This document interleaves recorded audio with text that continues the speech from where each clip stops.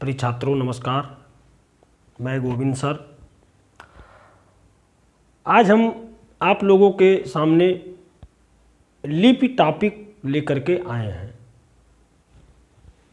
भारत में लिपियों का विकास। भारत में लिपियों का विकास जब आप पढ़ेंगे तो लिपियों के विकास में कई चरण आते हैं।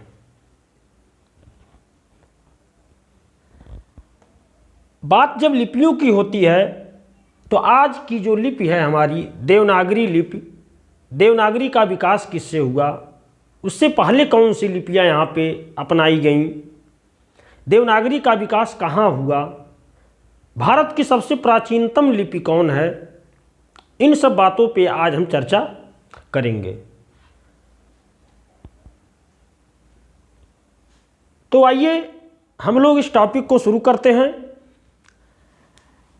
यदि प्रश्न पूछे कि सबसे प्राचीनतम लिपि कौन है, सबसे प्राचीनतम लिपि,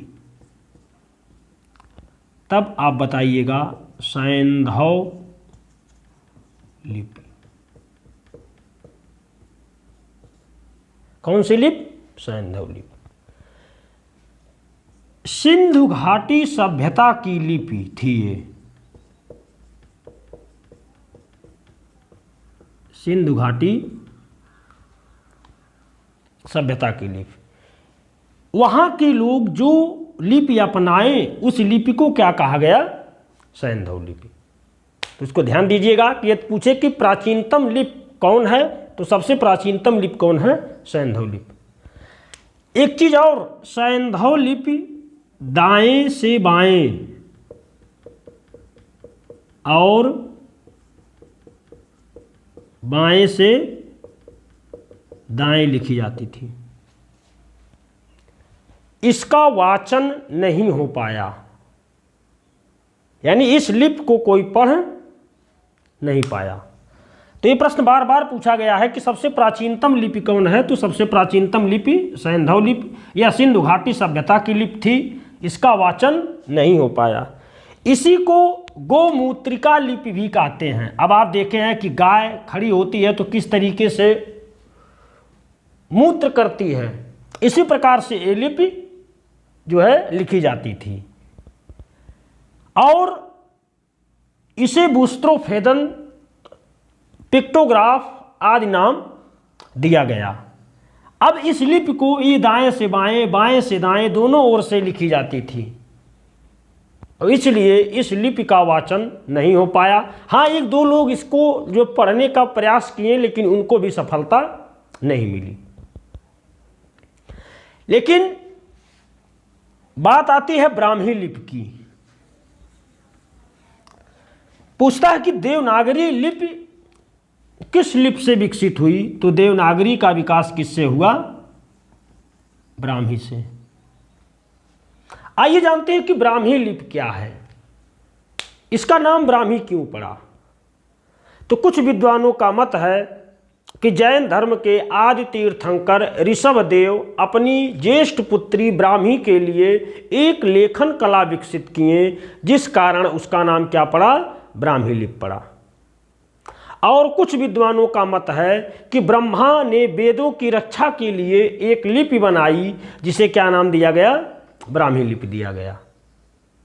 और कुछ विद्वानों का मतलब है कि गुजरात के नागर ब्राह्मणों ने एक लेखन कला विकसित की, जिस कारण इसका नाम क्या पड़ा? ब्राह्मी पड़ा। अब ब्राह्मी लिपि दो भागों में इसे हम बांटते हैं ब्राह्मी को, उत्तरी ब्राह्मी और दक्षिणी ब्राह्मी। उत्तर भारत की जितनी लिपियां हैं वो उत्तरी ब्राह्मी से विकसित हुई और दक्षिण भारत की जितनी लिपियां हैं वो दक्षिणी ब्राह्मी से विकसित हुई। जैसे आप देखेंगे तमिल, मलयालम, कन्नड़, ये सब दक्षिणी ब्राह्मी से विकसित हुई। अब उत्तरी ब्राह्मी से कौन कौन लिपियां आई? गुप्त लिपि, ध्यान दीजिएगा, क्रम पूछता है गुप्त लिपि, गुप्त के बाद कुटिल लिपि, इसी को सिद्ध मातृका लिपि भी कहते हैं, सिद्ध मातृका लिपि। फिर उसके बाद देवनागरी। ये लिपि के विकास का क्रम है। पहले ब्राह्मी के बाद गुप्त लिपि, फिर कुटिल लिपि, फिर देवनागरी। इसको याद रख लीजिएगा। इसका ट्रिक है BGKD, इसको याद रखिएगा, BGKD, ब्राह्मी, गुप्त, कुटिल और देवनागरी। पहले ब्राह्मी लिपि आई, ब्राह्मी के बाद गुप्त लिपि आई, फिर उसके बाद कुटिल लिपि आई, फिर देवनागरी लिपि आई। ये बार बार ये प्रश्न पूछा जाता है कि लिपियों का क्रम है, तो पहले ब्राह्मी, फिर गुप्त, फिर कुटिल, फिर देवनागरी। अब बात हम करते हैं कि देवनागरी लिपि कहाँ से विकसित हुई, देवनागरी का प्रयोग सर्वप्रथम किस राज्य में हुआ। तो आप देखेंगे कि 8वीं सदी जयभट्ट के शिलालेख में, ये कहाँ के राजा थे, गुजरात के। जयभट्ट के शिलालेख में देवनागरी लिपि में कुछ लिखा हुआ मिला। तो उसको ध्यान दीजिएगा कि देवनागरी लिपि का सर्वप्रथम प्रयोग कहाँ हुआ या देवनागरी लिपि कहाँ विकसित हुई, तो गुजरात राज्य में विकसित हुई। लेकिन आज गुजरात की अलग लिपि हो गई, गुजराती लिपि वहाँ पे देवनागरी लिपि प्रयोग में लाते ही नहीं हैं। लेकिन ये प्रश्न इतना जरूर ध्यान दीजिएगा कि देवनागरी का प्रथम प्रयोग कहाँ मिलता है, तो देवनागरी लिपि का प्रथम प्रयोग 8वीं सदी में जयभट्ट के शिलालेख, ये गुजरात के राजा थे, उनके शिलालेख में देवनागरी लिपि का पहला प्रयोग मिलता है। अब आप देखेंगे कि देवनागरी से कौन कौन सी भाषाएं बोली जाती हैं, तो आप देखेंगे संस्कृत,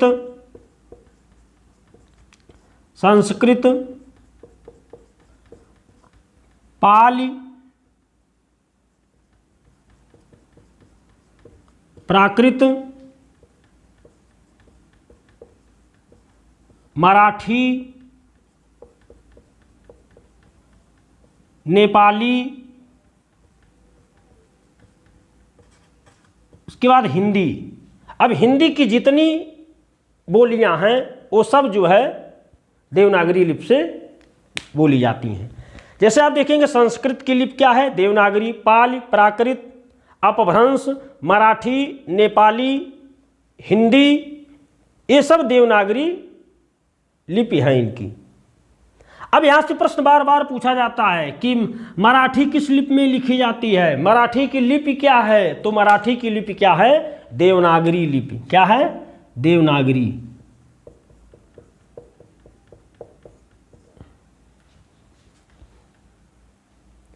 तो यहाँ से 2-3 प्रश्न आप ध्यान दीजिएगा।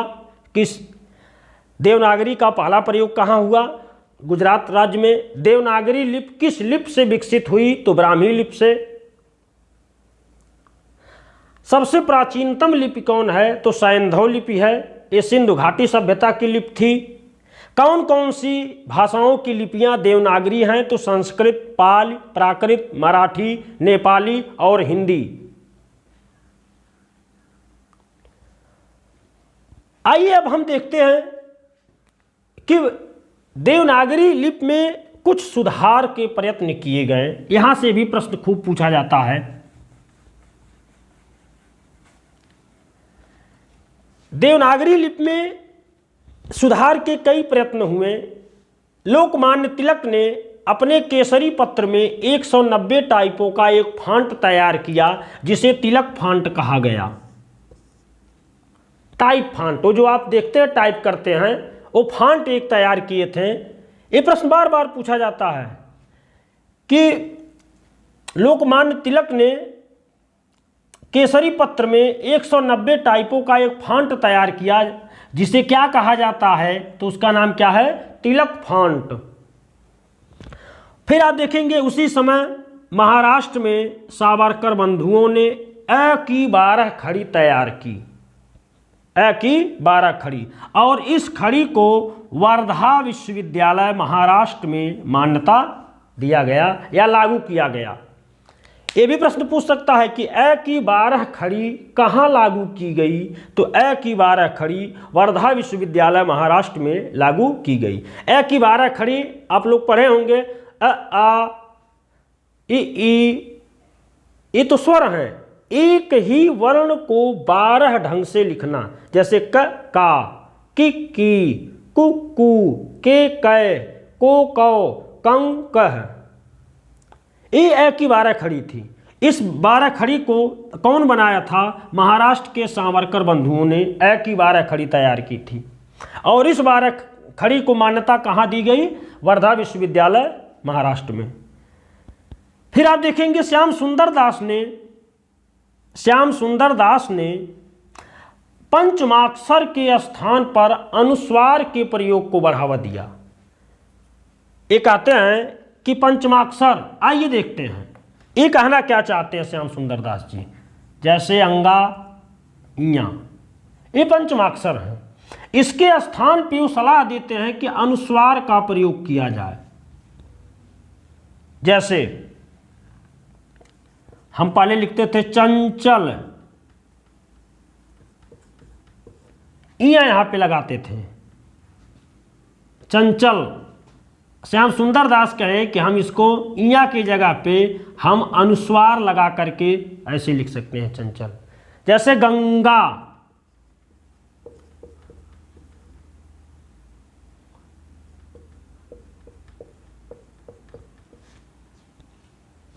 ये भी प्रश्न बार बार पूछा जाता है कि किसने पंचमाक्षर के स्थान पर अनुस्वार रखने का सुझाव दिया, तो श्याम सुंदर दास ने। अब आइए नीचे देखते हैं, सुनीत कुमार चटर्जी ये बोले देवनागरी को भ्रामक लिपि बताएं।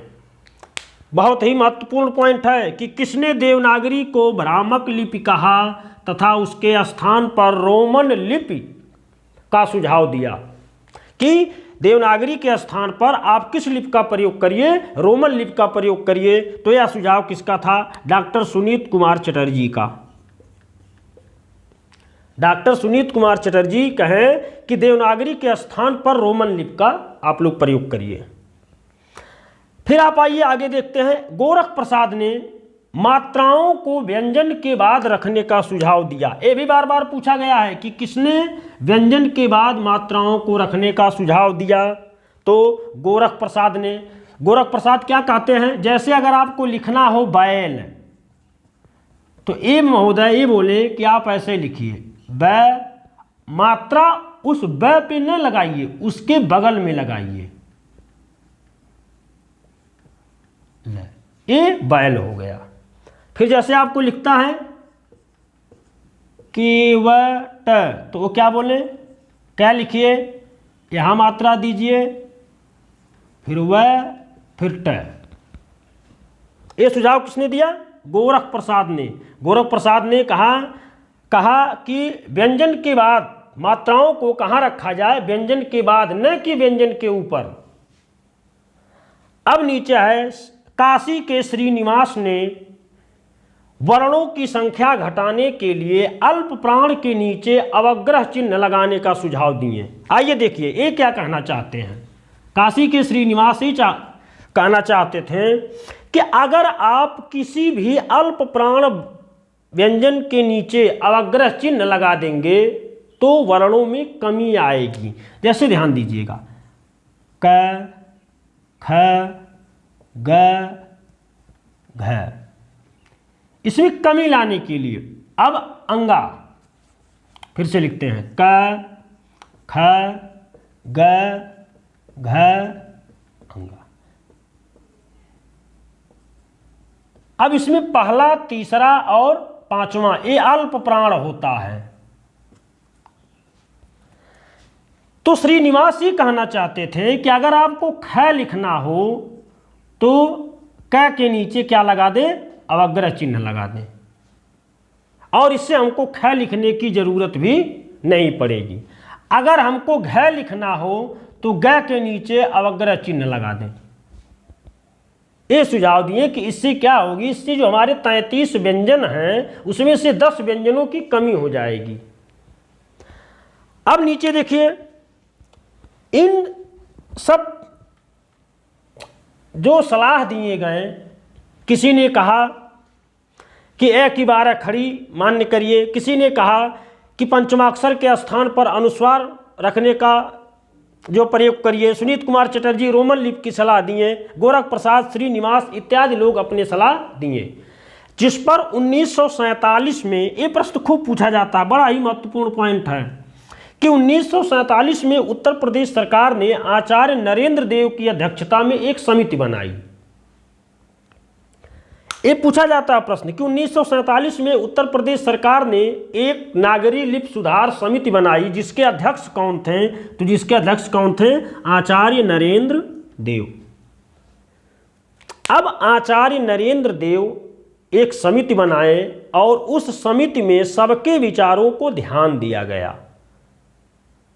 अब आइए देखते हैं कि आचार्य नरेंद्र देव क्या रिपोर्ट उत्तर प्रदेश सरकार के पास जो है पेश करते हैं। तो इसको मिटा देते हैं, आप लोग स्क्रीनशॉट ले लीजिएगा या तो नोट्स बना लीजिएगा।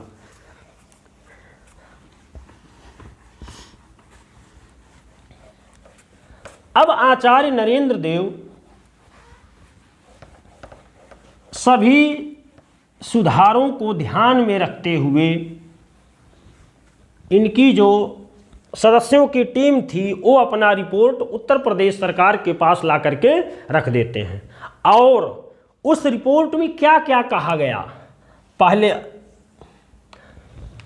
पहले बिंदुओं पे उन लोगों ने चर्चा किया कि ए की 12 खड़ी भ्रामक है।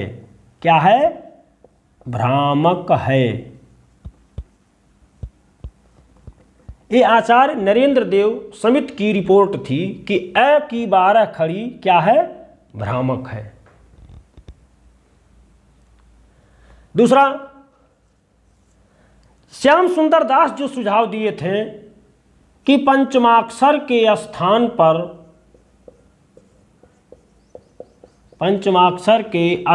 पर अनुस्वार का जो सुझाव दिए थे उसको ये लोग स्वीकार कर लिए।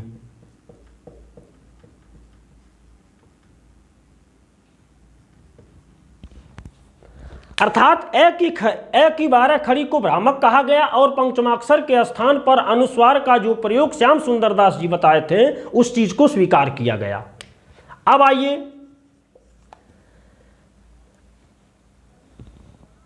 इस समिति ने यह भी आग्रह किया कि गोल वर्ण लिखने पर बल दिया जाए। गोल वर्ण लिखने पर बल दिया जाए। जैसे पहले हमारे यहां क ऐसे लिखते थे, क,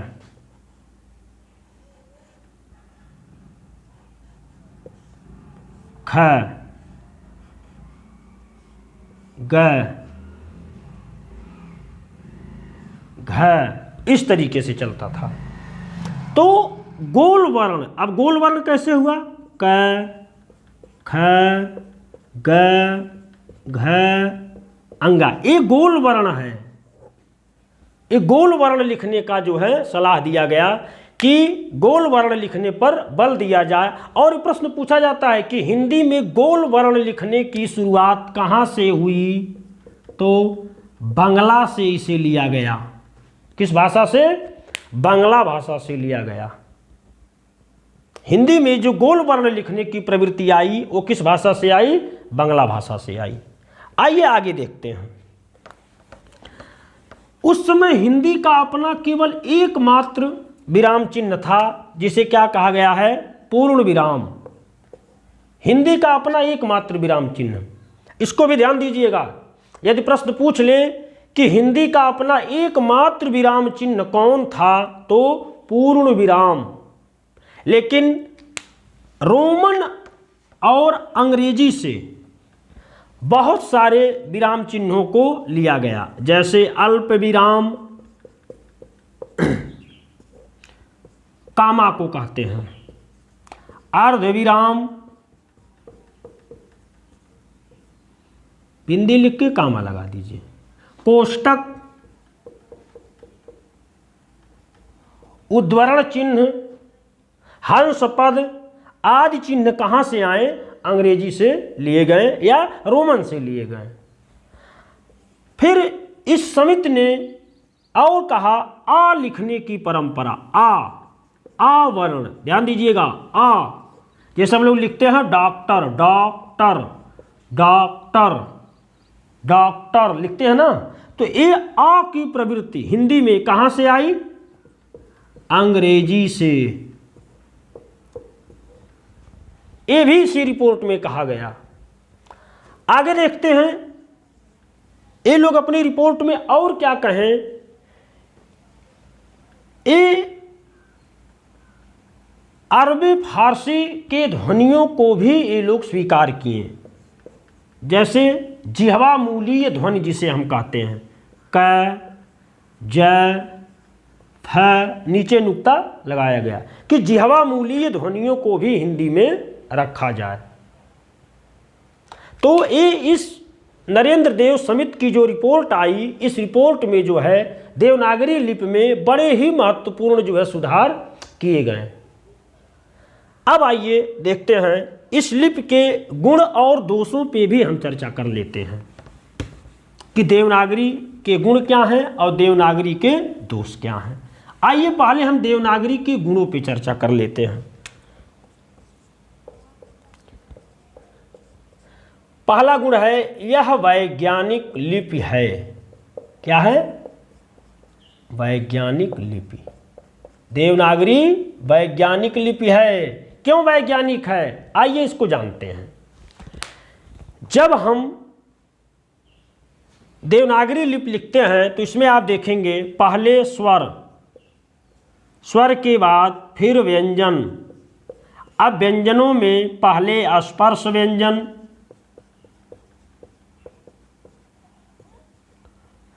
फिर आप देखेंगे अंतस्थ व्यंजन, फिर ऊष्म व्यंजन, फिर संयुक्त व्यंजन। इस तरीके से रखने का इसमें एक क्रम दिया गया।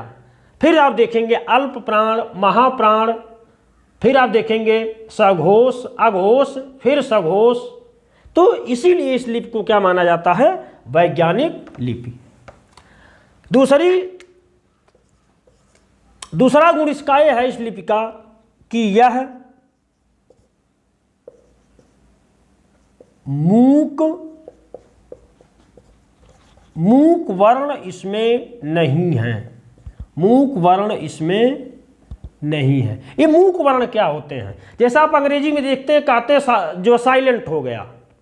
जैसे साइकोलॉजी अगर लिखना है साइको, तो ये साइको पी से लिखेंगे, पी से, कहते हैं यहां पे पी साइलेंट है। तो ऐसी व्यवस्था हमारे देवनागरी लिपि में या हिंदी में नहीं है। यहाँ जो भी वर्ण हैं सब बोलते हैं, गूंगे बारे नहीं हैं। अगली विशेषता, जो बोला जाता है, जो बोला जाता है वही लिखा भी जाता है, वही लिखा भी जाता है। अब जैसे अंग्रेजिया में आप देखे हैं, बोलते हैं BUT, क्या हो गया? बट। फिर पता नहीं कैसे बोल देते हैं PUT, पुट। भाई ये पट होना चाहिए ना, BUT बट, तो PUT पुट हो गया। ये आज तक हमको खुद जो समझ में नहीं आया कि ये हुआ कैसे, कौन सा इस पे सूत्र लग गया। तो इसी को हमारे देवनागरी में ऐसी व्यवस्था नहीं है, अर्थात हम जो बोलते हैं वही लिखते हैं। सबसे बड़ी विशेषता, यह अक्षरिक लिपि है। यह अक्षरिक लिपि है। ध्यान दीजिएगा भैया, हम लोग एग्जाम दे रहे थे तो यही प्रश्न आया था कि देवनागरी के संदर्भ में कौन सा कथन असत्य है, तो दे देगा यह अक्षरिक लिपि है या यह वर्णिक लिपि है। तो ध्यान दीजिएगा कि देवनागरी क्या है, अक्षरिक लिपि है। तो ये थी देवनागरी लिपि की कुछ विशेषताएं। अब आइए इसमें दोष देखा जाए। भाई कुछ विशेषताएं हैं तो कुछ इसमें दोष भी हैं। अब देवनागरी लिपि के दोष में देखते हैं कि दोष क्या है। इसका पहला दोष ये है, ख को रव पढ़ना, ख को रव पढ़ना। अब ख लिखा है तो ये पता नहीं चलता कि ख है कि रव है, इसलिए नरेंद्र देव समित ने अपनी रिपोर्ट में कहा था कि ख को मिला करके लिखिए, ऐसे मिला दीजिए कि कहीं भ्रम न हो जाए कि आप ख लिख रहे हो। जैसे आपको अगर लिखना है ख ली, अब इसको आप क्या पढ़ेंगे, रवली, इसलिए कहा गया आप ऐसे मिला करके लिखिए खली। अब ये समझ में आता है। तो यही इसका सबसे बड़ा दोष है कि ख को रव पढ़ लेना। और दूसरा दोष, टाइप में ज़्यादा समय लगना। आप देखेंगे अंग्रेजी टाइप करते हैं तो खटखट खटखट करते चले जाते हैं, लेकिन हिंदी टाइप में ऐसा नहीं है। हिंदी टाइप में थोड़ा वक्त लगता है। क्यों? क्योंकि इसकी मात्राएं ऊपर नीचे चलती रहती हैं। अब आप ऊपर चढ़ेंगे नीचे चढ़ेंगे तो टाइम लगेगा ही, जबकि रोमन में ऐसा नहीं है, अंग्रेजी में ऐसा नहीं है। तो ये कुछ जो है कमियां हैं देवनागरी लिपि की। फिलहाल कोई बात नहीं, ये हमारी लिपि है तो हमको इसकी कमियों पे ध्यान नहीं देना है, इसके गुणों पे ही हमको विशेष ध्यान देना है। अब हम देखते हैं कि देवनागरी लिपि के विकास में बहुत सारी संस्थाओं ने भी अपना योगदान दिया। जैसे आप देखेंगे Fort William college, fort William college, ये लोग भी हिंदी के विकास में बहुत भूमिका निभाए। Indian press, Indian press, Nagari Pracharini सभा, नागरी प्रचारणी सभा, वर्धा महाराष्ट्र में है। फिर आप देखेंगे Fort William college, Indian press, Nagari Pracharini Sabha, Hindi साहित्य सम्मेलन, हिंदी साहित्य सम्मेलन। फिर आप देखेंगे हिंदुस्तानी एकेडमी, इसका भी महत्वपूर्ण योगदान रहा। फिर आप देखेंगे 1954-55 में साहित्य अकादमी, साहित्य अकादमी दिल्ली, केंद्रीय हिंदी निदेशालय, केंद्रीय हिंदी निदेशालय, ये आदि संस्थाएं देवनागरी के विकास में अपना बहुत ही महत्वपूर्ण योगदान दी। अब बात कल के वीडियो में हम आपको बताए थे कि हिंदी को राष्ट्रभाषा बनाने की जो बात कही गई, बनी या न बनी ये बात की बात है, लेकिन आपको हम बता देना चाहते हैं कि किसी भी भाषा को राष्ट्रभाषा क्यों बनाया जाता है, उसके पीछे का कारण क्या है बनाने का। तो ध्यान दीजिएगा कि कोई भाषा उस देश की राष्ट्रभाषा तभी बन सकती है जब कम से कम 40 से 45% लोग उस भाषा को बोलें, यानी वह भाषा पूरी जनसंख्या की 40 से 45% क्षेत्रों का प्रतिनिधित्व करती हो। अब देखिए कि हिंदी में ये क्षमता है। हिंदी 10 राज्यों की भाषा है, उत्तर भारत के 10 राज्यों की भाषा। और यही नहीं, ये दक्षिण के राज्यों में भी बोली जाती है, यहाँ तक कि ये विदेशों में भी बोली जाती है। दूसरी सबसे बड़ी चीज ये होनी चाहिए कि उस भाषा का प्रचुर साहित्य मिले, प्रचुर साहित्य। तो आप देखेंगे खड़ी बोली में एक विशाल काय साहित्य खड़ा हुआ है। खड़ी बोली का पहला महाकाव्य प्रिय प्रवास, कामायनी जैसे महाकाव्य खड़ी बोली में लिखे गए। बात अगर हिंदी की बोलियों की हम करें तो अवधि में रामचरितमानस और पद्मावत जैसे महाकाव्य लिखे गए, जैसे प्रबंध काव्य लिखे गए। बात अगर ब्रज की करेंगे तो सूरसागर, साहित्य लहरी, रास पंचाध्यायी, खेट कौतुकम जैसे ग्रंथ लिखे गए। बिहारी सतसई जैसे ग्रंथ रीतिकाल में लिखे गए। आधुनिक काल की जब हम बात करेंगे तो आधुनिक काल में खड़ी बोली का तो एक विशाल काय साहित्य खड़ा हो गया।